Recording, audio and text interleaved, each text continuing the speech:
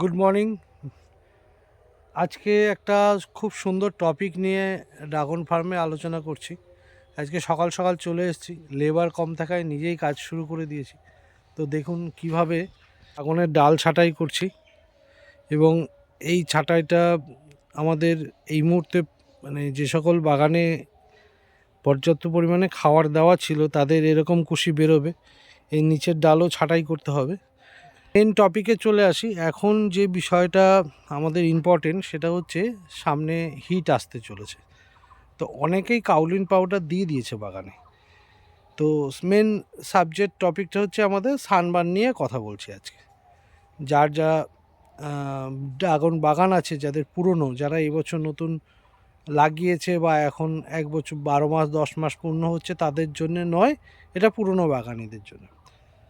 তো বন্ধুরা, আমি 4 বছর থেকে কাউলিন পাউডার ব্যবহার করে আসছি ড্রাগন ফার্মে, এবং কাউলিন পাউডার ব্যবহার করার বিশেষ কিছু নিয়ম আছে।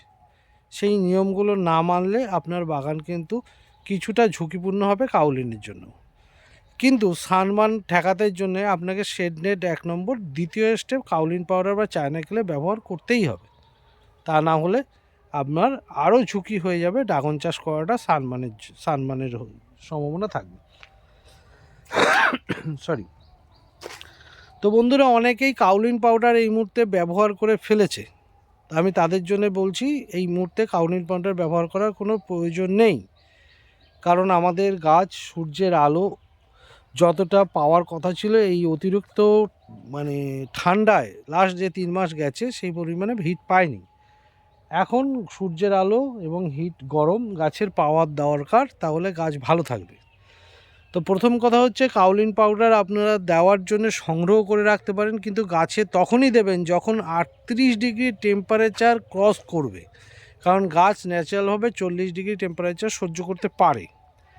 এই মুহূর্তে দাঁড়িয়ে গাছের যদি কিছু সানবার্ন লক্ষ্য করা যায়, সেটা কোনো ব্যাপারই না, হতেই পারে, কিন্তু সেই নিয়ে ভয়ের কোনো কারণ নেই। দ্বিতীয়ত, কেন 38 থেকে 40 ডিগ্রি টেম্পারেচারে দিতে হবে? কারণ তখন গাছের মানে টেম্পারেচার সহ্য করার ক্ষমতা ক্রস করে যাবে, তাই কারণে দিতে হবে। এবার এটা আমাদের এখন চলছে মার্চ মাসের কেবল 10 তারিখ। তা আমরা প্রতি বছর এপ্রিল থেকে দেওয়া শুরু করি। এই বছর কেউ কেউ বা কারা এই কাজগুলো করছে, চাষিদের ভুল বোঝাচ্ছে বা ভুল পরামর্শ দিচ্ছে। নিজে আগে জানুন, নিজে আগে বিষয়টা বুঝুন, ভালো করে দেখুন, জিনিসটা নিয়ে কাজ করুন, তারপর পরামর্শ দিন। মেবি আমিও যে কথাগুলো বলছি, সেই কথাগুলো আমি কিন্তু 4 বছর পরীক্ষা করে তারপরগুলো বলছি। কারণ এটা বিবেচনা করবেন, এখন 30 ডিগ্রির মধ্যে চলছে, গাছের প্রয়োজন নেই, এখন আমি দেবো কেন? এইটাই আমার বক্তব্য। আর গাছ তো সূর্যের আলো দরকার, হিট দরকার, বাড়বে কবে? কারণ আমাদের 3 মাস গ্রোথ স্টপ ছিল। এখন আমাদের যে ওয়েদার, সঠিক ওয়েদার, এখন গাছের বাড়ার টাইম। আমি যদি এখন না বাড়তে দিয়ে কাউলিন পাউডার দিয়ে দিই, তাহলে কি করে হবে? আবার দেখছি কেউ কেউ কাউলিন পাউডার দিচ্ছে এবং দেওয়ার জন্য পরামর্শ দিচ্ছে, বিক্রি করছে, কিন্তু সেটা নিয়ম না মেনে, নিয়ম না জেনে পুরো বাগানটাকে কাউলিন দিয়ে ধুয়ে দিচ্ছে। এতে সালোক সংশ্লেষের ব্যাঘাত ঘটবে, গাছে আরও প্রবলেম হবে, এবং কাউলিন পাউডার দেওয়ার জন্য বিশেষ কিছু নিয়ম ফলো করতে হবে, যে নিয়মগুলো বাগান ক্ষয়ক্ষতির হাত থেকে রক্ষা করবে। সেইগুলো ফলো না করলে কিন্তু বাগান নষ্ট হওয়ার সম্মুখীন হতে হবে। সেই নিয়মগুলো কী কী আপনাদের আমি এই ভিডিওতে বিস্তারিত বলতে পারছি না, কারণ এটা একটা শর্ট ভিডিও করছি। আপনারা যদি কেউ জানতে চান, যারা পাউডার ব্যবহার করবে, পাউডার দিতে চান, বা এই বিষয়ে গত বছরও আমি অনেক ভিডিওতে এই বিষয়ে আলোচনা করেছি, আমি বাই ফোনে বলে দেবো, বা নেক্সট যদি ভিডিও করতে পারি আমি জানিয়ে দেবো। তবে আপনাদের আমি বলছি, এটা সঠিক টাইম নয়। যখন 38 ডিগ্রি টেম্পারেচার ক্রস করবে তখন দেবেন। গাছের 40 ডিগ্রি টেম্পারেচার ক্ষমতা আছে। কাউলিন পাউডার দেওয়ার আগে অনেক নিয়ম আছে, সেগুলো মেনে নেবেন। যেমন ফাঙ্গাল দূর করতে হবে, ফাঙ্গিসাইড কন্টিনিউ সপ্তাহে 2 সপ্তাহ অন্তর দিয়ে রাখতে হবে। কচি ডালে ফাঙ্গিসাইড দেওয়া যাবে না, পুরো গাছ ধোয়ানো যাবে না, এবং ফাঙ্গিসাইডের কাউলিনের পরিমাণটা কতদিন অন্তর দেওয়া যায়, এই সমস্ত বিষয় জেনে নিয়ে দেবেন। কোনো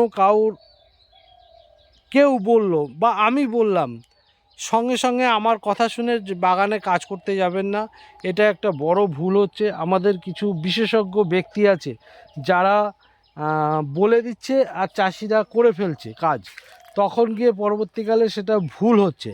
তো আমি সব চাষিদের এইটুক বলবো যে আপনি আমার কথা বা অন্যর কথা শুনবেন, শুনে নিজে বিবেচনা করবেন, সেই বিষয়টা নিয়ে বিশ্লেষণ করবেন, সেটা নিয়ে প্রথমে আগে পরীক্ষা করবেন, তারপর কাজ করবেন, তাহলে আপনাদের ক্ষতি হওয়ার সম্ভাবনা খুবই কম থাকবে। নচেৎ আমাদের মতো যারা কিছু ব্যক্তি আছে যারা ভুল পরামর্শ দিচ্ছে, তাতে বাগান ক্ষতি হয়ে যাবে।